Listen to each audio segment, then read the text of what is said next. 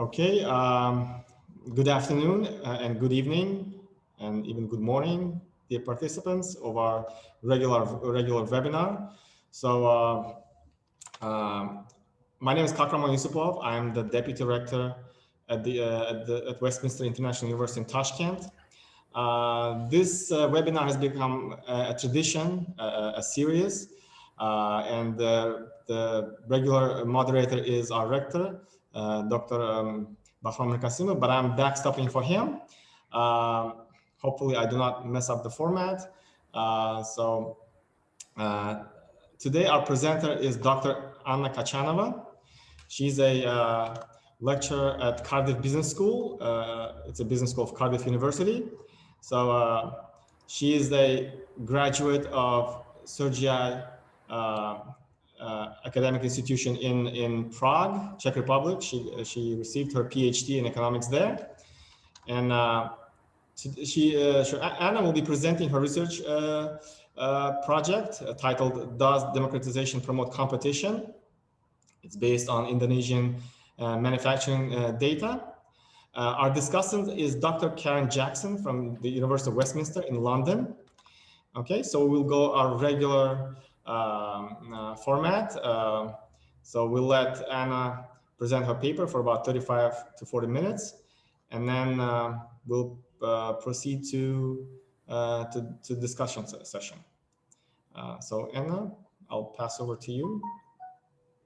Thank you very much. Thank you very much for introduction, and thank you very much for invitation to present your development policy network virtual seminars. So I'm going to present today a paper titled "Does Democratization Promote Competition? Indonesian Manufacturing Frame post Suharto." This is a joint work together with two people from the World Bank, Mary Howard Dreamer and Bob Wickers. And that was a very long project. We started in 2014, and now it's almost finished. Okay. So the motivation for the paper. In the literature, there is still ongoing debate on how democratization promotes economic growth. And these debates also include questions on how political institutions, political systems, and capitalism first affect incentives and conditions for firms to enter and incentives to grow for firms, and how political institutions can shape the trade-off between protecting the property rights of incumbent companies and how on the other hand promotion, how they can contribute to promoting entry of new companies and the demand for redistribution in the economy. And in the literature, it's argued that autocracies usually they are more prone to corruption and to capture by incumbents. On the other hand, democracies are able to promote entry by constraining public corruption and reducing regulatory protection for incumbent firms. And there is no yet direct evidence, or the evidence is very limited on the impact of democratization on competition. And we want to study this question in particular using Indonesian data. So the big research question of our paper is, does democratization promote economic competition? And in order to answer this question, we use Indonesia as a quite natural experiment. In particular, we use the collapse of the President Suharto's regime, which happened in 1998. And we compare outcomes, firm level outcomes and industry level outcomes before and after in industries and in companies which were politically connected versus not politically connected. In particular, what we are doing in this paper, the tool with which we want to answer our big question,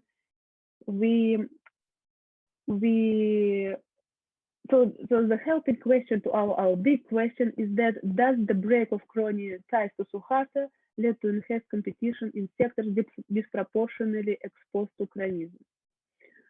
So we say that if some sectors were disproportionately exposed to cronyism during Suharto era, then after Suharto fall, these industries should experience more competition and more firm dynamics. In this situation, we may argue that yes, democratization promotes economic competition. And we focus in this paper on firm level outcomes and industry level outcomes because we want to see both redistributional effects, how market shares are changing within companies, and we also want to see the efficiency implications, because the increase of competition usually is associated with better efficiency within industries, between industries, and in the economy in total. And Indonesia provides a very suitable environment to study these questions because of the following reason. We know that the President Suharto in Indonesia was in power for 31 years, and he created a big autocratic regime. His family was very rich, and they accumulated around 45 billion of dollars during these 31 years. And it was very well known that corruption was persistent in Indonesia, and if somebody wanted to succeed in his business, then what they need to do, they had to be good friends with Suharto to have his protection. So the cronyism was a huge thing in Indonesia at that time. So the main hypothesis which we want to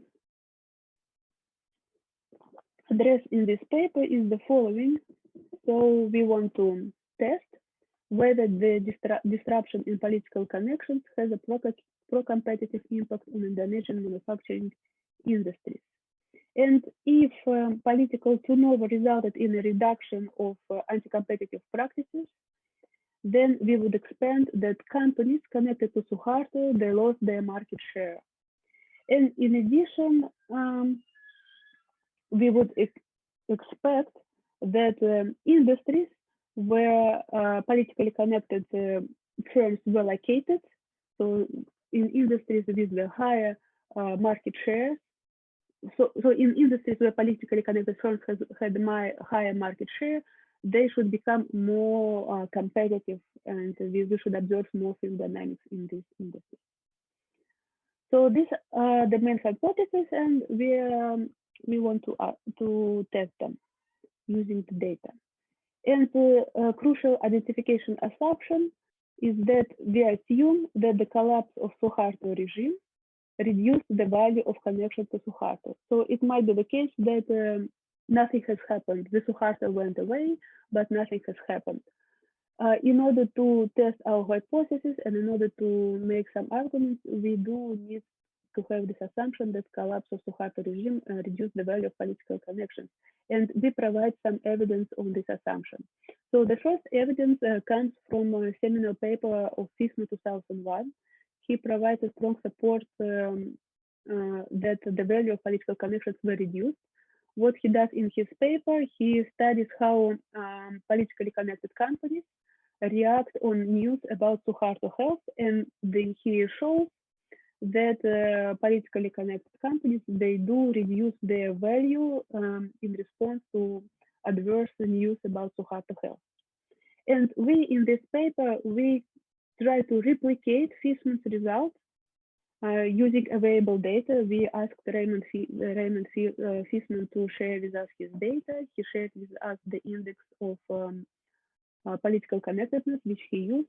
And we also used data from Bloomberg for companies which are still on the market in Indonesia. And we also provide some evidence that after Suharto, the politically connected companies, they do not respond systematically to some political events. In particular, we look at the several events leading to impeachment of President Wahid.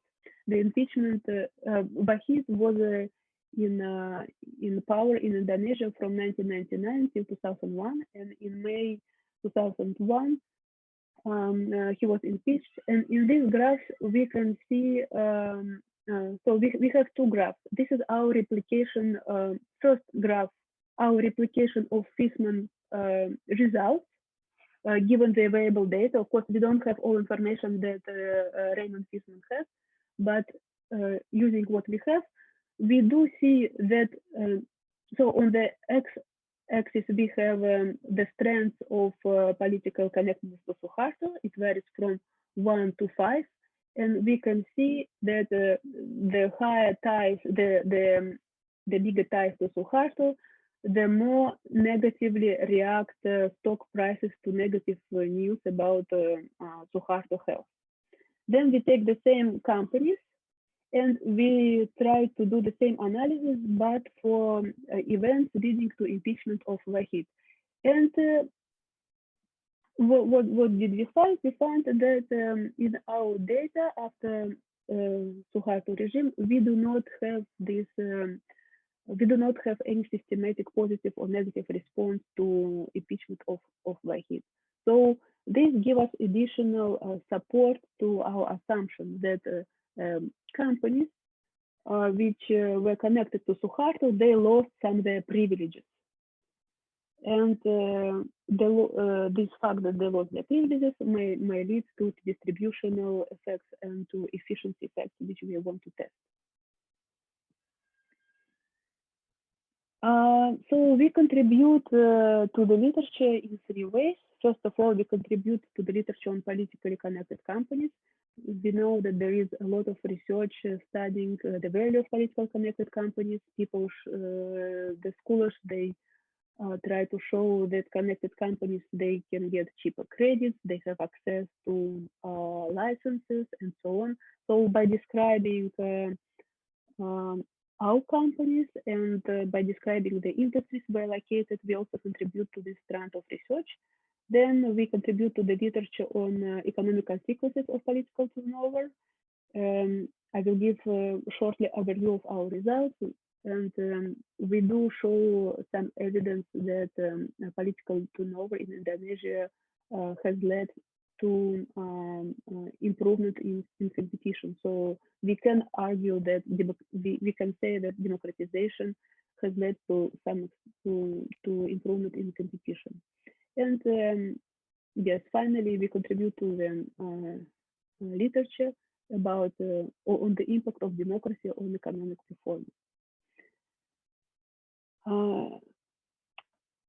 So the preview of the results. What do we find? We find so remember that we have two lines of results: firm level results and industry level results. In the firm level results, in the firm level analysis, we focus on market shares of companies, and we do show that companies connected to Suharto, they lost their market share, and the result is sizable and statistically significant after Suharto's fall, although they did remain large. And the second result at the industry level, we focus on various competition indices. I will talk about them a bit later.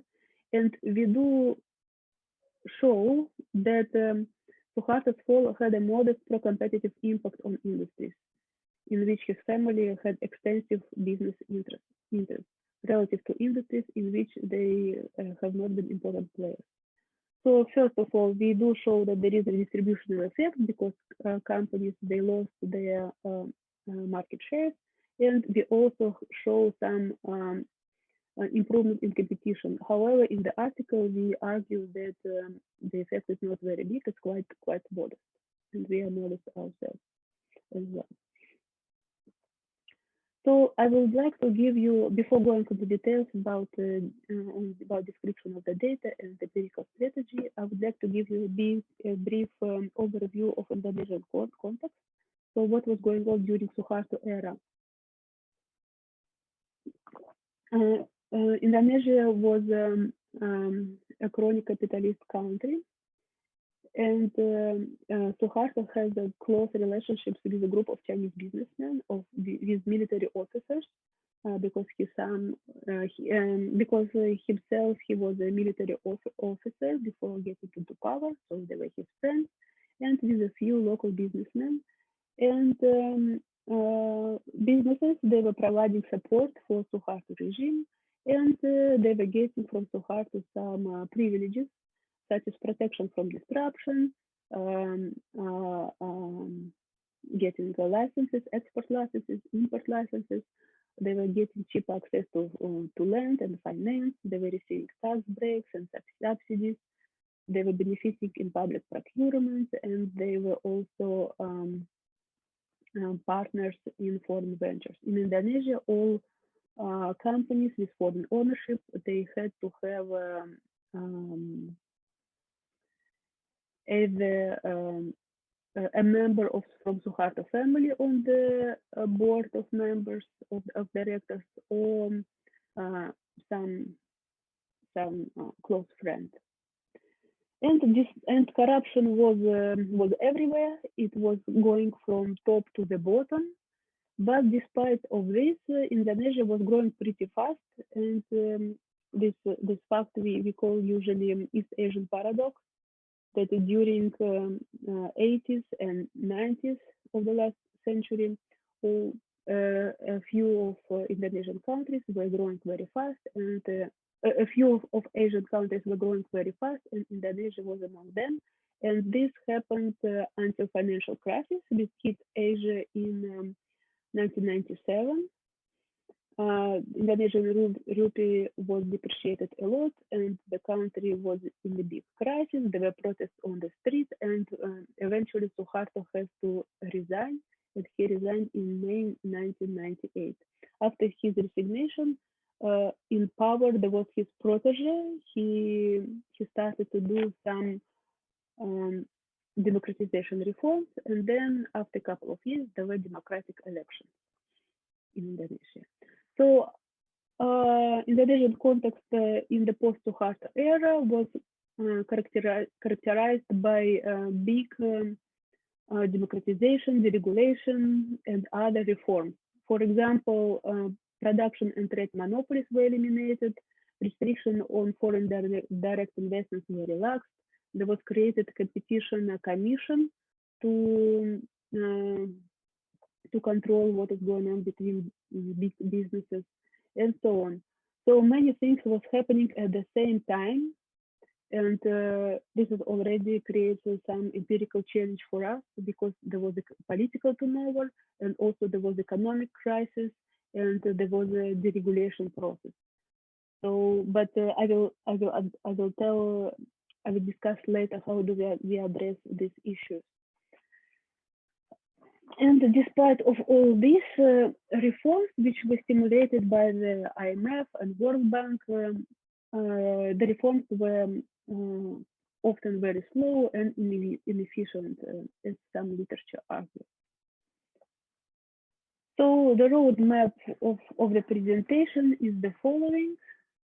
I will briefly discuss data, descriptive statistics, empirical methodology, and then I will give a brief overview of results.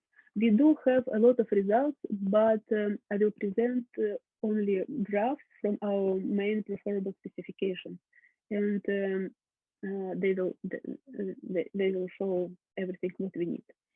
So we use plant level data from the annual manufacturing survey from Indonesia, from Central Bureau of Statistics of the Republic of Indonesia. The data is rich. It virtually covers all establishments with more than 20 employees. This is a firm level data, but in the paper we use, this is the plant level data, but in the paper we use them, like we treat them as companies. And the time spent covers pre-Suharto era and after Suharto era. The data starts, our data which we use starts in 1993 and finishes in 2009. Plus we remove 3 years of crisis. We remove 1997, 1998, and 1999, the first year of recovering from the crisis. And the data is very rich. It has information on industry, employment, output, value added, and so on.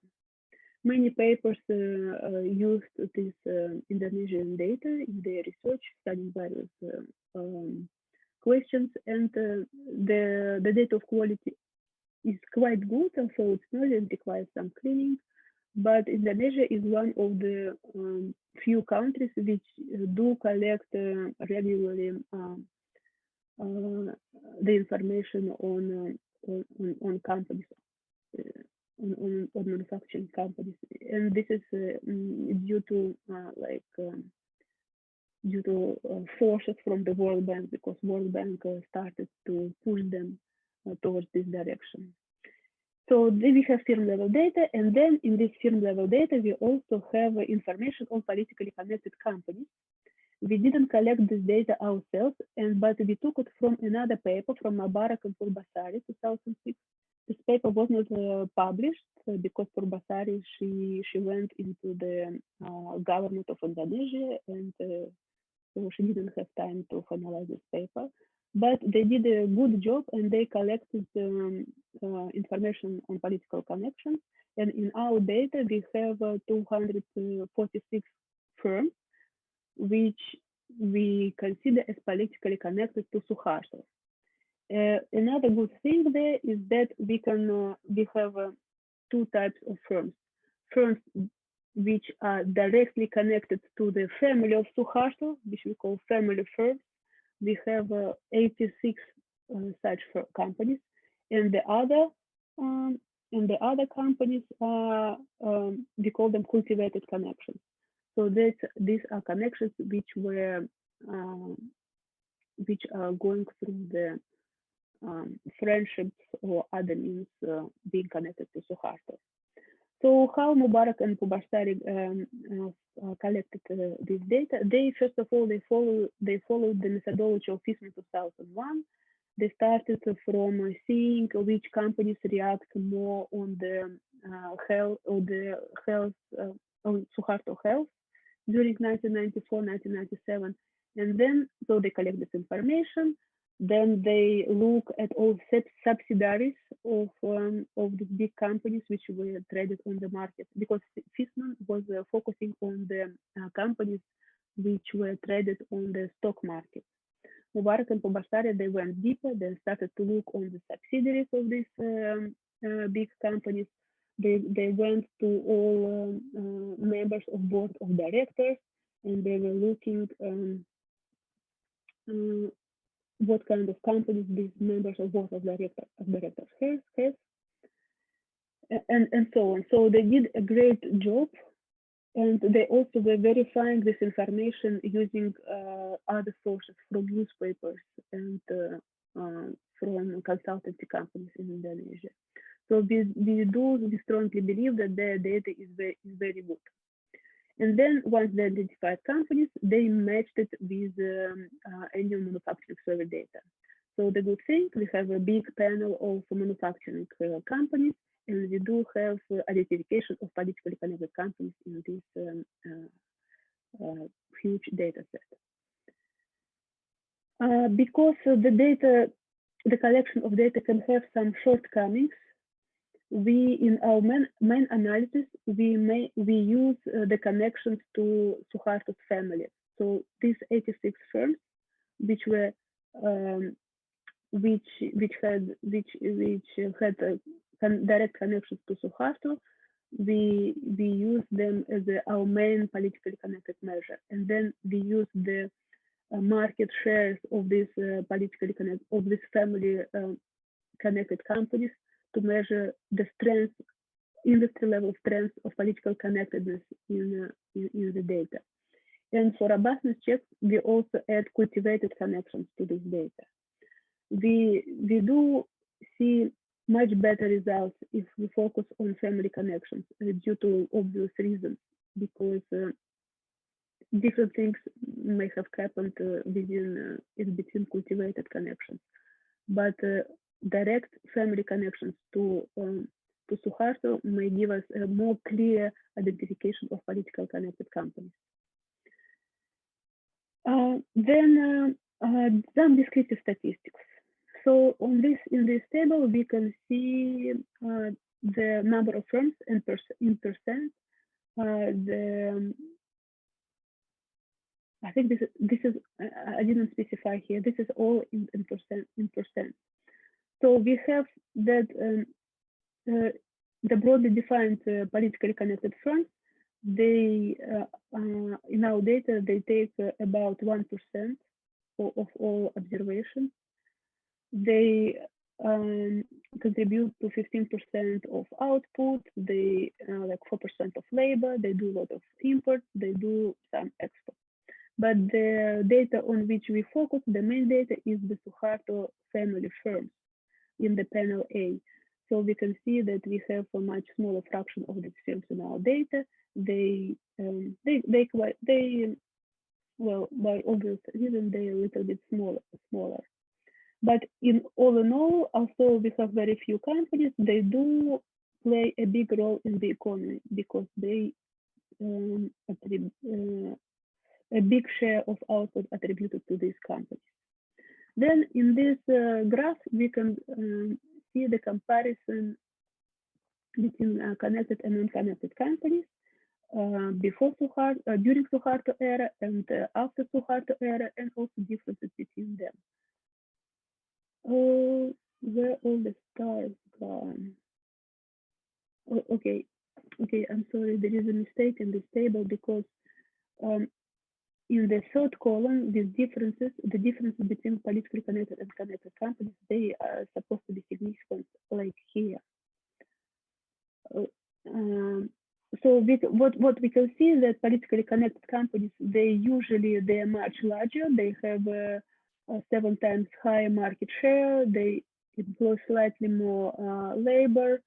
They do more imports because they have access to import licenses.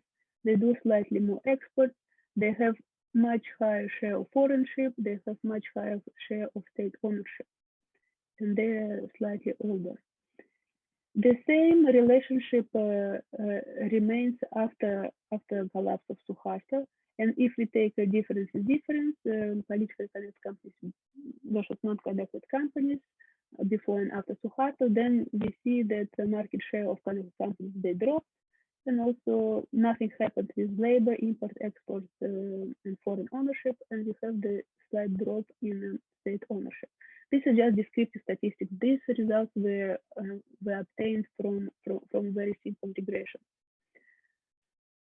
So if we talk about the degree of industry level degree of political connectedness, then we can say that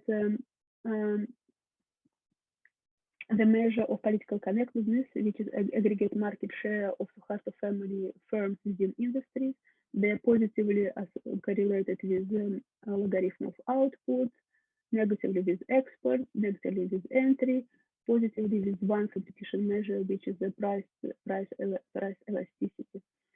So we can say that connected companies, they used to locate in big sectors. They didn't export much, so they were more oriented on the domestic economy. And then we do not see here much of correlation with competition measures. The competition measures here entry and exit rates, price cost margin, price elasticity, then two measures of concentration, Hirschenthal-Hirschman index, and market share of 4 largest firms. So, and also if you take a look on the last column, we do not see much improvement in competition measures besides of price elasticity. So the initial results are not very optimistic. Let me remind you, and let me go back to the main econometric challenge which we face in this paper. So the issue is that we want to separate political crisis from economic crisis, from financial crisis, because both of them happen at the same time. And in order to do this, we use two strategies. So first of all, the basic strategy is when we account for as many variables and as many fixed effects as possible. So we do difference in difference and event study analysis, and we control for industry, year, district fixed effects. We also control for some Suharto era time invariant firm and industry characteristics, and also we allow for differential impact of these characteristics across years. So basically, we take some industry and field characteristics, we interact them with year dummies, and we include them in the regression. So they're supposed to capture a lot of things which were going on in Indonesia after and during Suharto era. And then we use the second strategy. We are following the paper of Martin Strauer et al. 2017, and we exploit the differential timing of removal of the last Suharto appointed mayors across districts in triple difference regression. So when Suharto resigned, Indonesia has some districts, and the mayors of these districts, they were allowed to finish their term, and the termination of their term was random. So it gives us exogenous distribution. So we can see in which district the mayors which were appointed by Suharto stayed longer. For example, Suharto resigned in 1999, but some mayors, they left office in 1999, in 2000, in 2001. So we have this this exogeneity in the length of the term of Suharto. So we are creating variable legacy, which varies from 1 to 4. 4 variable legacy equals 4 when the Suharto appointed mayor stayed longer in the power, and we expect that the longer mayors were staying in the power, the less reduction in market shares firms experienced, because they were benefiting longer from old regime. So this is our second strategy. And firm level specification. So first, I will not we are doing different details, but also event study regression. I will focus here only on event study regression. So the first regression here is event study regression. We basically interact PC, which is a measure of political connectedness at the company level, with all years in order to observe pre-trends in the market shares before collapse of Suharto, and we can observe the evolution of changes in market shares after collapse of Suharto. And also, it's very easy to present the results on the graph if we have this specification. Then we control for some firm level characteristics interacted again with year dummies, and we control for industry characteristics interacted with year dummies. Let me show you briefly the result, and then I will come back to my specifications. So this is the graphical representation of firm level results. The dependent variable here is market share. The base year is 1996. We can see that after Suharto's fall, we observe some reduction in the market shares of politically connected companies. So, of course, we did a lot of robustness checks. We control for time invariant firm level characteristics. We control for time varying industry level characteristics, and so on. But this is our main result at the firm level. So we see that politically connected companies, they did lost some market shares. Also, here, not all of them significant, only few of coefficients significant, but if we collapse all this data together, we will get some significant results. So this is our first result. We do observe some disruption, some distribution effects after collapse of Suharto. Then the second regression, where we account for,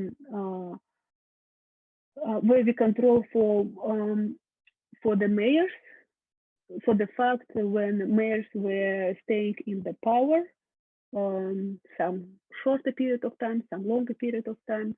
The main variables here is gamma, the coefficient on legacy. And let me show the results from this regression. the results are the following. The column number 4 shows the results from the regression which I presented on the previous slide. What do we see here? Let me tell you that the significance power is very limited here because we had to constrain ourselves to particular set of districts which were not splitting over time, and by doing this we lost a lot of companies with political connections, with family political connections. That's why the significance is very poor. But nevertheless, we can see that this third coefficient in the column 4, 0.003, is positive. So it means that the longer mayor was in the power, the lower market share losses politically connected firms experienced.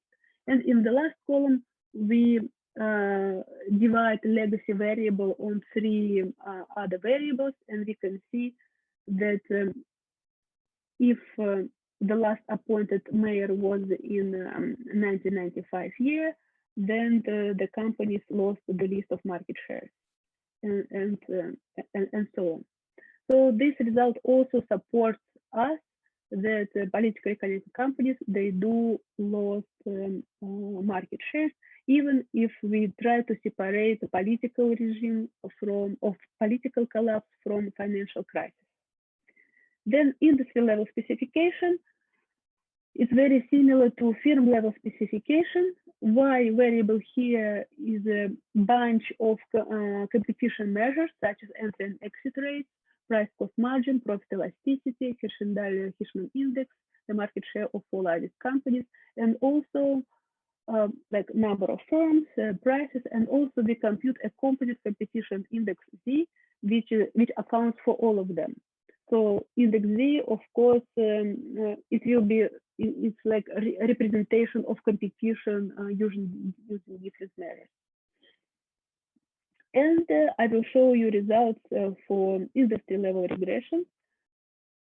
We can see here again, it's a Venn study. The base year is 1996. During Suharto era, we see that the competition index Z was fluctuating around 0, and then after Suharto's regime collapsed, the competition improved. So the higher values of Z is associated with better competition, with more competition intensity.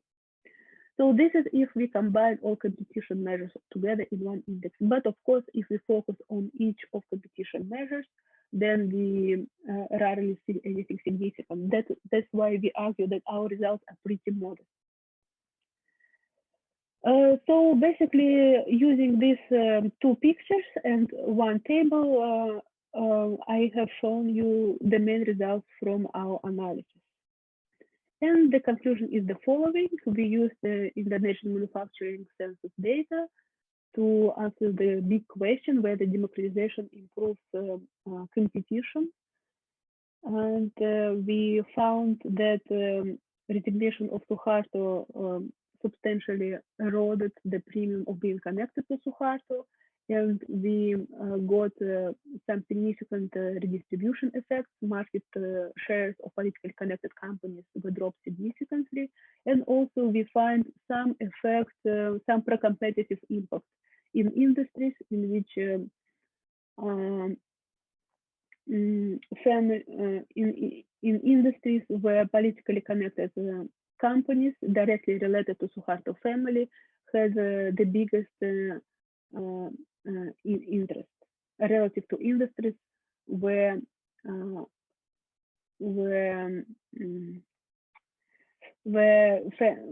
political connections were not prevalent, let's say like this. So at the end, we conclude that democratization has improved competition. So this is our basic conclusion. And on the one hand, we do show that democratization improves competition, but on the other hand, because we got quite modest results, and if we delve inside of the paper, we will see a lot of insignificant results, then we shall say that we shall keep in mind that democratization alone does not does not sustain competitive markets. And let me stop at this moment and let me tell you thank you for listening. This is my email by which you can contact me, and I am ready to answer your questions. I took a bit of more time. Okay. Thank you, Anna. Thank you for a very interesting topic and research project. Now, our today's discussant is Karen Jackson. Karen, I pass over to you. Sure, lovely, thank you. Thank you, Anna. Really interesting paper. I can see why it is taking you so long to sort of do this, because it's a lot of work. So I have a few sort of comments and maybe a couple of questions if I can, maybe just things I didn't pick up properly when I read the paper. Mm-hmm. I mean, I really liked the paper kind of considers this staggered removal of mayors in order to deal with the idea of, you know, the regime change taking place at the same time as the financial crisis. I thought that was quite a neat idea.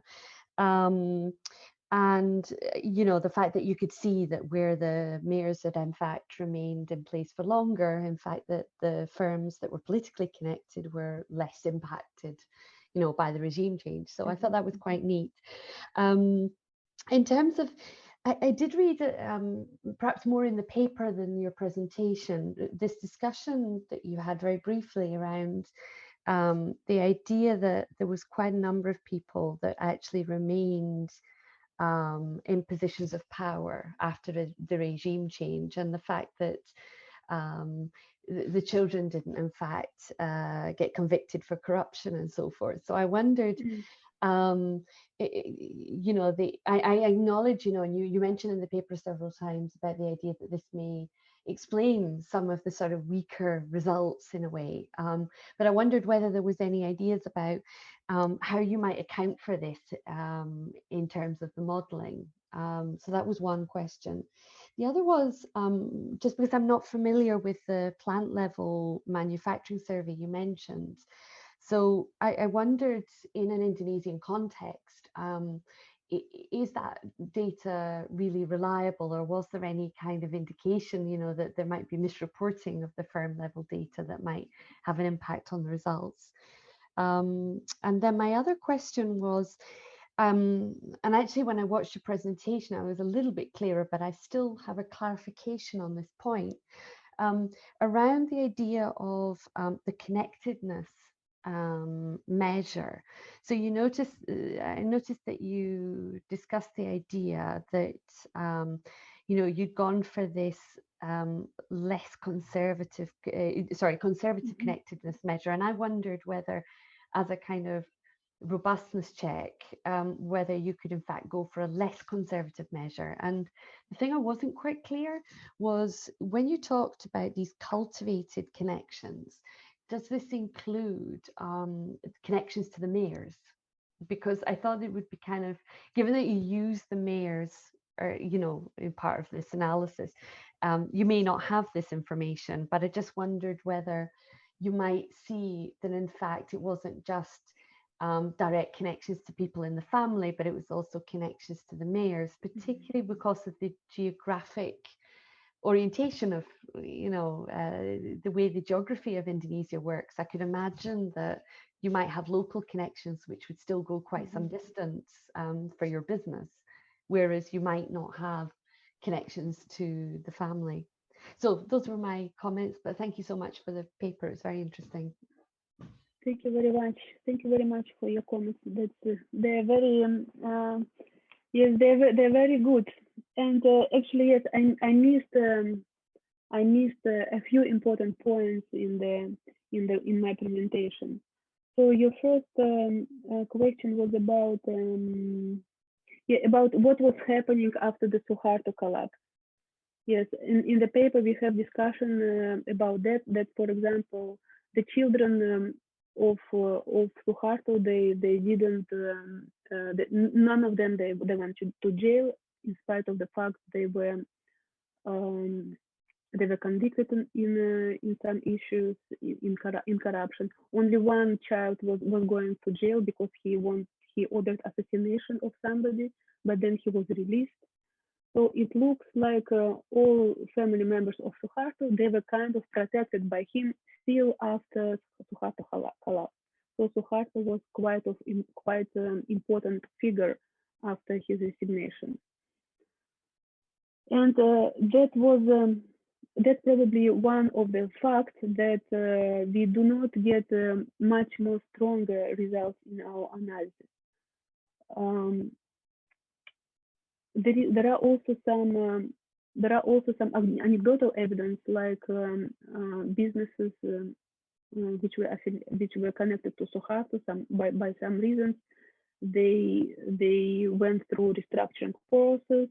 The father, who was owning a company, he had to flee Indonesia after collapse of regime.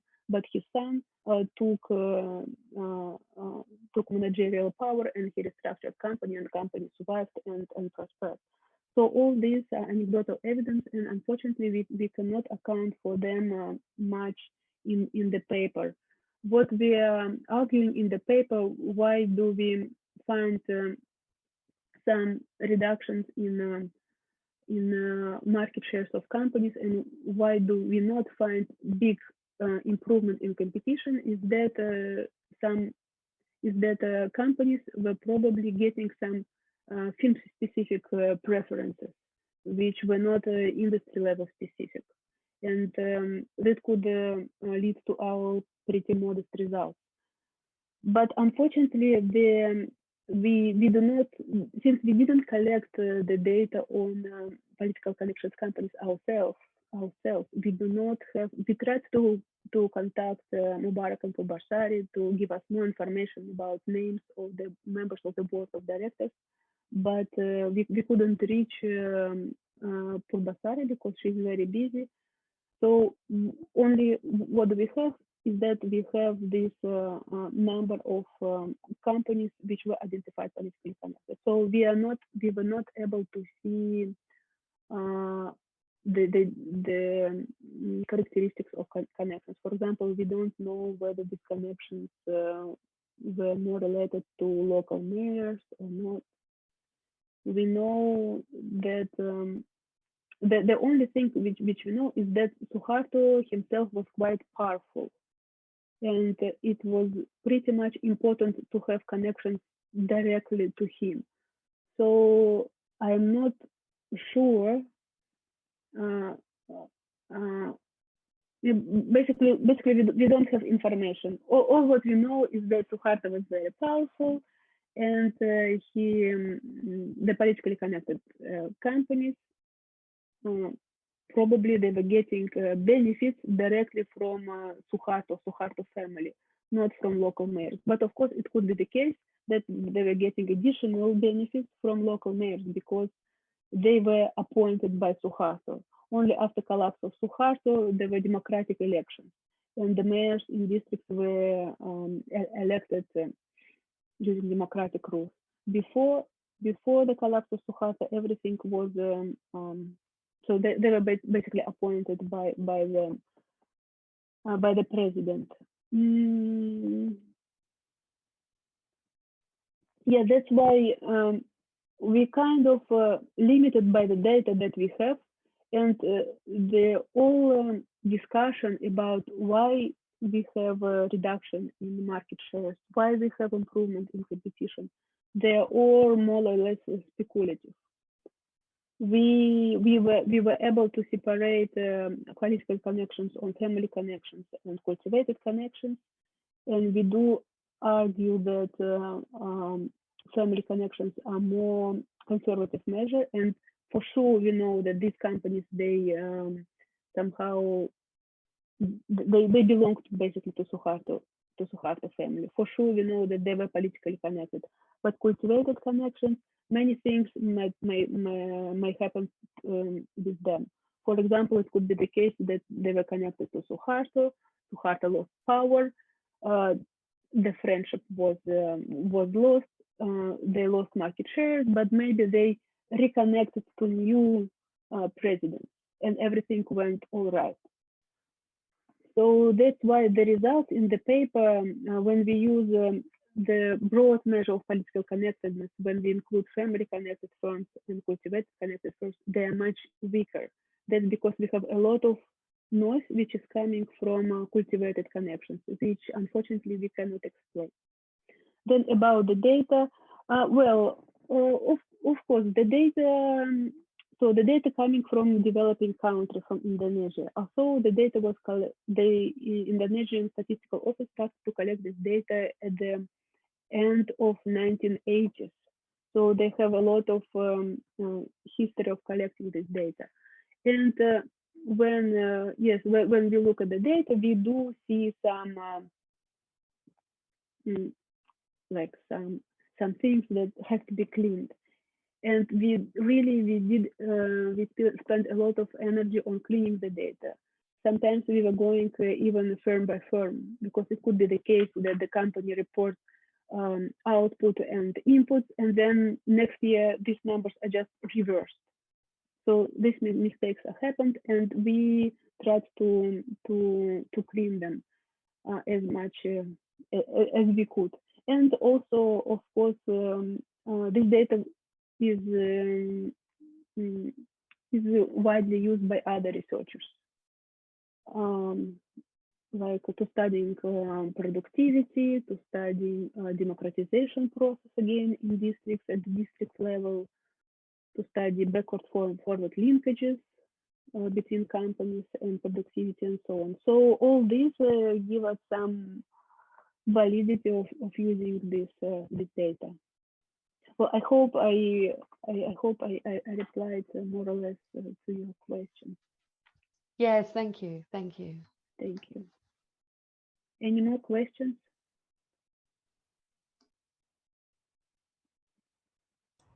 Thank you, Karen, and thank you, Anna. Okay, so now we expect questions from our other participants. So if you do have any questions, please do let us know through this Q&A thread. Okay. In the meanwhile, Anna, can I ask you a question? Yeah. So given that Suharto had a very strong grip on the political system of the country, there's a lot of, and well, it is fair to assume that the firms that were connected to him, they benefited from this connection, right? But to be honest, I'm going to be honest with you. So just please, I hope you get. I expected more robust, more stronger evidence from what you showed. So therefore, I was thinking. So you used this data from other people, Mubarak, or what was the author's name? Yeah. So that identified political connectedness through the reaction of the market to those firms during decline of Suharto's health, right? Mm-hmm. Do you think, do you think there could be some measurement errors? Because, I was thinking, usually markets react with fear, like if they face political uncertainty, they expect maybe some political turmoil, because there could be some struggles with power grab. Like if Suharto deceased in early 1990s, the market could expect that there could be some political turmoil and uncertainty, so there could be capital flight. So do you think that maybe because some of the firms experience this negative reaction from the market because of general uncertainty, there could be some measurement errors? You see what I'm saying? So do you think there's a possibility for that? Yes, you're absolutely right. There is a possibility of that, and in the paper we discuss the limitations of this approach. For example, some companies could overreact, and the value can go down due to some general reasons. Some companies may not react at all, maybe by some other reasons. Maybe they belong to industries which are very strong. Also, industry effect was accounted, I believe. So there is a lot of, there could be some drawbacks of this method. so the data may not be clean. But what Mubarak and Purbasari do, they do try to identify, to verify these connections using other sources, using newspapers and using consultancy companies. In Indonesia at that time, there was a big consultant company, Castle Group. Maybe it still exists, I think. This group was building the political connectedness index for Raymond Fishman. So Raymond Fishman used the index in his paper. And Mubarak and Purbasari, we believe that they did a great job by verifying all political connections, and especially political connections to Suharto family. And they were also making sure that there are only blood connections to Suharto family in the main measure which we use. So if somebody was married into family and some companies belonged to him, they were not accounted in this measure. And that is why we, in our main analysis, we use this, so we call it conservative measure of political connectedness, where we focus only on companies directly connected to Suharto. And we get much clearer results using this data, which are still, the results are still very, not very substantial, as you said. But if we focus on all politically connected companies, then the results are even more messy, and this could be because of the fact this could be exactly because overreacting or underreacting to the news about Suharto health during the process when they were collecting data. But on the other hand, Raymond Fishman, he did show strong evidence that the higher political connectedness to Suharto, the more value companies lost on the market during the bad news about Suharto health. So in the paper, to some extent, we try to secure ourselves by using the conservative measure of political connections, direct blood connections to Suharto family, to Suharto, and the other measure we use for robustness check. But I agree, you are completely right that there could be various different issues in the data. Okay. Okay, thank you, Anna. So I don't think we got any more questions. So thank you. I think everybody enjoyed your presentation. I certainly did. So this is a very interesting topic and very interesting methodology. So thank you, Karen. Thank you, Achtem, for organizing this session. So we will wrap it up here. So our next session is going to be exactly 1 week from now. The next presenter is going to be Dr. Alemayehu Suyum Tafasse. He's a senior research fellow at IFPRI. So he'll be presenting on November 18th, a week from now, exactly at 5 p.m. Tashkent time. Thank you, colleagues. Thank you very much, and have a nice rest of the day. Thank you very much. Thank you. Thank you, Anna. Thank you.